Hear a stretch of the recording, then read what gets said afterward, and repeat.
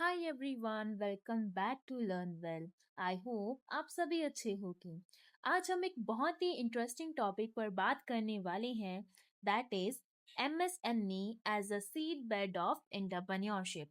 सोचो, अगर एक छोटे गांव का यंग लड़का या फिर यंग लड़की अपने घर के छोटे से काम को एक बड़े बिजनेस में बदल देता है, तो उसके पीछे सबसे बड़ा सपोर्ट होता है एमएसएमई सेक्टर का।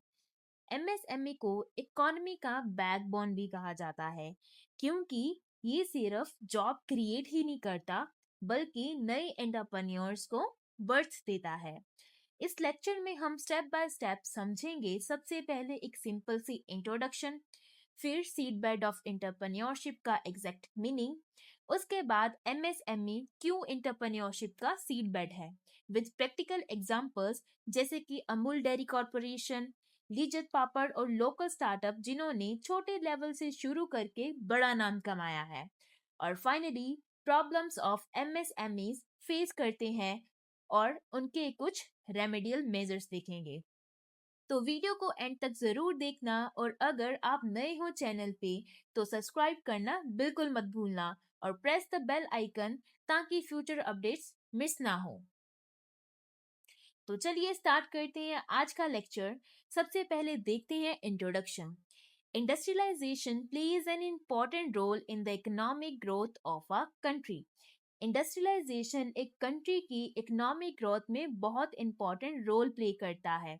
The industrial sector of a country involves large, medium and small scale business units. जब हम किसी भी देश के इंडस्ट्रियल सेक्टर की बात करते हैं तो उसमें large, medium and small scale business units सब शामिल होते हैं। लेकिन स्पेशली इंडिया जैसे डेवलपिंग कंट्रीज में स्मॉल स्केल बिजनेसेस काफी बड़ा रोल प्ले करते हैं इंडस्ट्रियलाइजेशन को सपोर्ट करने में। इसीलिए एमएसएमई एक सपोर्टिव फ्रेमवर्क बनाता है जो उनके डेवलपमेंट को फोस्टर करता है। अब बात करते हैं मीनिंग पर। The term seed bed refers to preparing soil for sowing the seed for a good crop. Seed bed का मतलब होता है सॉइल को प्रिपेयर करना ताकि उसमें बीज बोकर एक अच्छी फसल हो सके। बिल्कुल वैसे ही एमएसएमई को सीड बेड ऑफ एंटरप्रेन्योरशिप कहा जाता है। मतलब जब भी कोई पर्सन अपना बिजनेस स्टार्ट करता है तो जनरली वो एमएसएमई सेक्टर्स में ही शुरू करता है। इसी सेक्टर से नए एंटरप्रेन्योर्स को फाउंडेशन मिलती है और वो ग्रेजुअली ग्रो करते हैं। MSME needs low investment, simple technology to meet only the local demands. MSME serves as a seedbed of entrepreneurship due to the following reasons. अब बात करते हैं कि MSME एंटरप्रेन्योरशिप का सीड बेड क्यों है। इसके कुछ स्ट्रॉन्ग रीजंस होते हैं, जैसे कि सबसे पहले है लेस कैपिटल रिक्वायरमेंट। एग्जाम्पल जैसे कि एक छोटा सा टेलरिंग शॉप खोली है या फिर बेकरी शॉप जिसमें कम इन्वेस्टमेंट लगता है। Second is low risk. छोटे स्केल पर शुरू होने की वजह से रिस्क भी लिमिटेड होता है। थर्ड है लोकल रिसोर्सेज, जैसे हैंडीक्राफ्ट बिजनेसेस जो अपने गांव का रॉ मटेरियल यूज करते हैं, तो जैसे कि लोकल मटेरियल का ही यूज कर होता है इसमें, इसी वजह से वे चीप भी होता है। फोर्थ है लेबर इंटेंसिव टेक्नोलॉजी। एमएसएमई ज्यादा मैन पावर यूज करता है, इसे एम्प्लॉयमेंट भी क्रिएट होती है। फिफ्थ है environment friendly. Small scale business units usually eco friendly होते हैं। Sixth point is help to large industries, जैसे ऑटो पार्ट्स बनाने वाली छोटी यूनिट्स बड़ी ऑटोमोबाइल कंपनीज को सपोर्ट करती है। सेवेंथ है इजी मॉडिफिकेशन। एमएसएमई अपने प्रोडक्ट और प्रोसेसेस को इजीली चेंज कर सकता है as per the demand. And the last one is creativity, जैसे लोकल स्टार्टअप्स अपने इनोवेटिव आइडिया से नए प्रोडक्ट मार्केट में इंट्रोड्यूस करते हैं। इसीलिए कहा जाता है कि एमएसएमई ही एंटरप्रेन्योरशिप का असली सीड बेड है। यहीं से नई आइडियाज, नए एंटरप्रेन्योर्स और नए बिजनेसेस जन्म लेते हैं।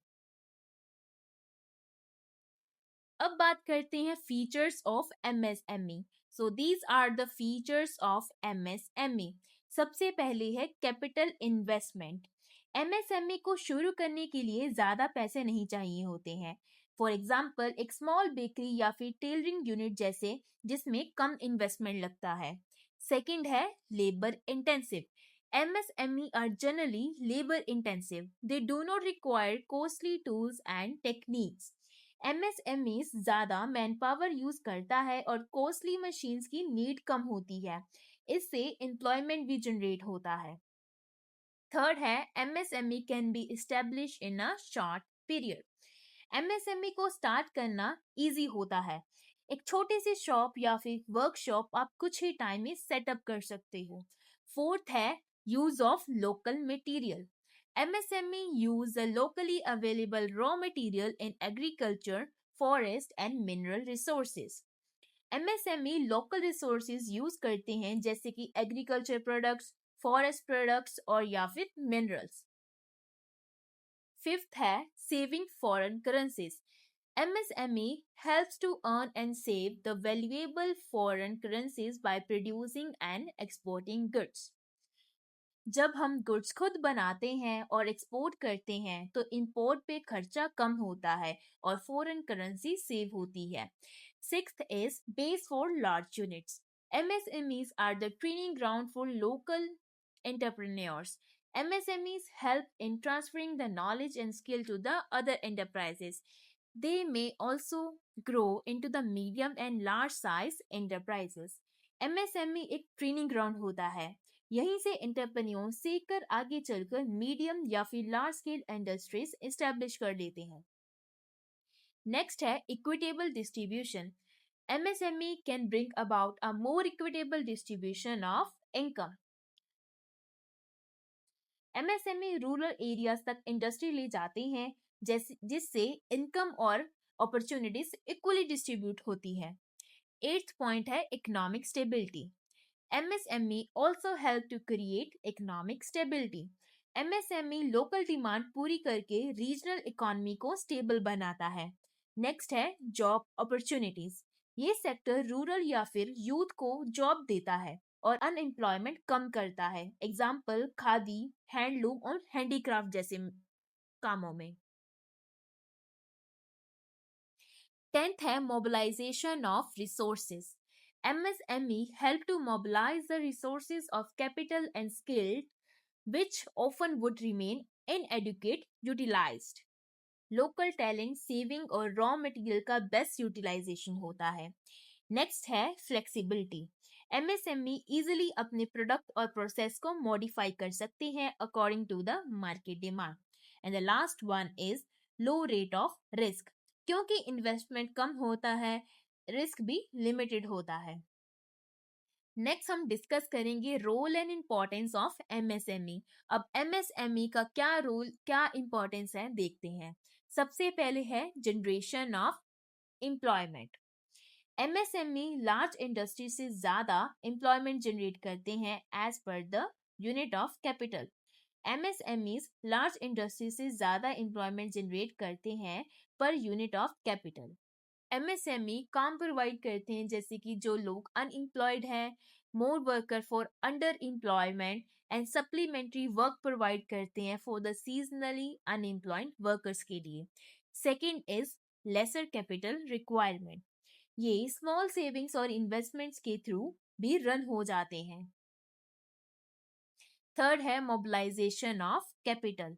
रूरल सेविंग को प्रोडक्टिव बिजनेस में लगाया जाता है। नेक्स्ट है mobilization of entrepreneurial skill. Another role and importance of MSME is mobilization of entrepreneurial skill. Lesser requirement of skills and expertise. Skills spread over the small town and villages. Local talent को एक platform मिलता है। हर छोटे town में कोई ना कोई entrepreneur MSME से स्टार्ट करता है। तो उसके बाद नेक्स्ट है equitable distribution of income. MSME secures a more equitable distribution of income and wealth. They are particularly suitable for the fulfillment of the objective of social justice. Rural development होता है और social justice के goals achieve होते हैं। Next है beneficial to large scale industries. MSME part और semi finished goods supply करते हैं और बड़ी इंडस्ट्रीज को, फॉर एग्जाम्पल ऑटो पार्ट्स और टेक्सटाइल ऑसिलरीज। नेक्स्ट है encouraging innovations. MSME are often the source of innovation, bringing in new products and services. Seedbed helps to nurture their creativity by providing financial and infrastructural support.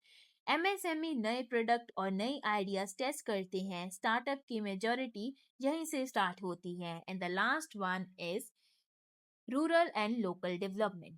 Seedbed helps in establish the MSME in the rural and underdeveloped regions, deriving the regional economic development and reducing the urban-rural economic disparities.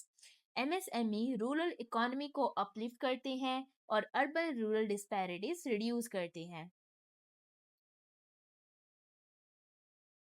अब बात करते हैं problems of MSME. क्या क्या problems face करी जाती हैं MSME द्वारा, जैसे कि marketing problem, production problem, problem related to finance, problem of human resources and other problem. सबसे पहले है marketing problem. The marketing problem is further classified into three categories, that is poor product quality, poor sales promotion, lack of knowledge of marketing. सबसे पहले बात करते हैं poor product quality की। Most of the entrepreneurs do not pay much attention toward the quality control due to the standardization and poor quality control. They do not get any brand name in the market. ज़्यादातर MSME entrepreneurs quality control पर ध्यान नहीं देते हैं। Manual machines, unskilled workers और technical education की कमी की वजह से प्रोडक्ट क्वालिटी लो होता है। इसी वजह से उन्हें मार्केट में ब्रांड नेम नहीं मिल पाता। Next है poor sales promotion. Many MSME do not want to spend any amount on sale promotion activities such as advertisement in newspaper, trade magazines, cash discounts, calendars, or gift articles on various festivals and after sale services. बहुत सारी MSMEs advertisement, trade magazines, after sale services या फिर festival gift जैसे promotion पे पैसे खर्च करना पसंद नहीं करती। नेक्स्ट है lack of knowledge of marketing. MSME do not adopt modern marketing technologies and techniques and are unable to employ the personnel having the adequate experience and knowledge in marketing due to the limited financials. Modern marketing techniques और train marketing staff को afford करना इनके लिए मुश्किल होता है, इसीलिए वो इफेक्टिव मार्केटिंग नहीं कर पाते हैं। उसके बाद प्रॉब्लम नेक्स्ट है प्रोडक्शन प्रॉब्लम। प्रोडक्शन प्रॉब्लम में सबसे पहले है non maintenance of delivery schedules. Many MSME units do not care to maintain delivery schedule with the result that they lose their customers after the non-fulfillment of first order within the time. Time पे delivery ना करने की वजह से customers जो होते हैं वो लूज हो जाते हैं, कि कस्टमर्स को होता है कि ये तो प्रोडक्ट टाइमली डिलीवर ही नहीं करते हैं, नेक्स्ट टाइम हम इनसे कुछ भी परचेज नहीं करेंगे। So that's the reason that they lose their customers. Second है shortage of raw material. Shortage of raw material भी एक बहुत ही बड़ी प्रॉब्लम है जो वो फेस करती हैं, कि जब वो प्रोडक्ट बना रहे होते हैं, अगर उनके पास टाइमली रिसोर्सेज नहीं होते हैं उस टाइम पे, या फिर प्राइस उनका फ्लक्चुएट होता रहता है, वो रीज़न बन जाता है शॉर्टेज ऑफ रॉ मटेरियल का। और उस टाइम पर उनका कई बार जो प्रोडक्ट है फाइनल प्रोडक्ट तक पहुंच नहीं पाता है। तो ये भी एक बड़ी प्रॉब्लम है। Third is quality control. Quality control is an important function of production management. It is an important aspect. Production में क्वालिटी को ध्यान न देना एक बड़ी प्रॉब्लम है। उसके बाद नेक्स्ट है इलेक्ट्रिसिटी। बिजली एमएसएमई के लिए एक मेजर इनपुट होता है। पावर कट होने पे मशीन्स और फर्नेसेस रुक जाते हैं और छोटी इंडस्ट्रीज को हैवी लॉस हो जाता है। Third problem is problem related to finance, requirement of capital and credit, hurdles in getting loan, improper utilization of funds. सबसे पहले है requirement of capital and credit. इनके पास अपने कैपिटल कम होते हैं, इसीलिए फाइनेंसिंग इंस्टीट्यूशन पर ज़्यादा डिपेंड करना पड़ता है इन्हें। Second is hurdles in getting loans. Financial institutions generally demand a lot of information and data for sanctioning the loans to small industries. जैसे कि पर्सनल क्वालिफिकेशन, एक्सपीरियंस क्या है, personal finance, size of entrepreneurship, nature of the product and market prospects. Loans के लिए bank बहुत ज़्यादा सारी details मांगते हैं, जैसे कि एंटरप्रेन्योर्स की क्वालिफिकेशन, एक्सपीरियंस, पर्सनल फाइनेंस और प्रोडक्ट के मार्केटिंग प्रोस्पेक्ट। थर्ड है improper utilization of funds. A financially disciplined company uses the long term funds for the long term needs and short term funds for the short term needs. जो limited funds होते हैं उनका सही use ना कर पाना भी एक बड़ी समस्या है। Fourth problem is problem related to human resource. सबसे पहले है non availability of skilled man power. Skilled और टेक्निकल ट्रेन लेबर का शॉर्टेज रहता है। नेक्स्ट है labour problem.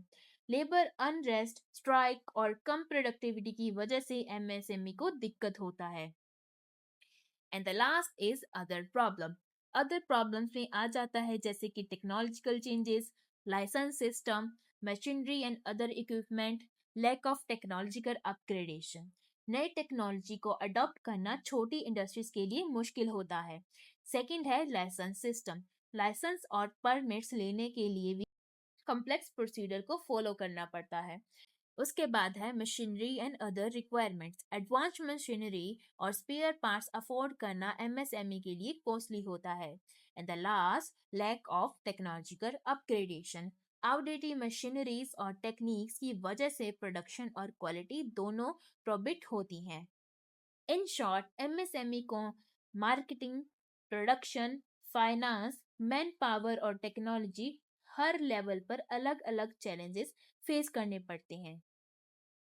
In last conclusion, तो स्टूडेंट्स आपने देखा कि एमएसएमई अपनी जर्नी में अलग अलग प्रॉब्लम्स फेस करती है, चाहे वो मार्केटिंग हो या प्रोडक्शन की प्रॉब्लम हो, फाइनेंस और मैन पावर का शॉर्टेज हो या फिर टेक्नोलॉजिकल अपग्रेडेशन की कमी।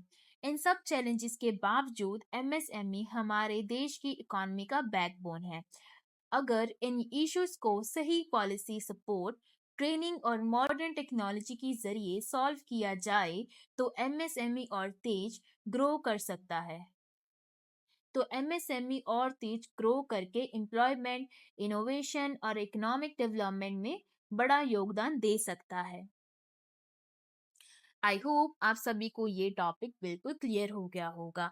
अगर आपको ये वीडियो अच्छी लगी हो तो इसे लाइक करें, अपने दोस्तों के साथ शेयर करें और मेरे चैनल को सब्सक्राइब करना बिल्कुल मत भूलना और प्रेस करो बेल आइकन को ताकि आपको फ्यूचर अपडेट्स टाइमली मिलते रहें।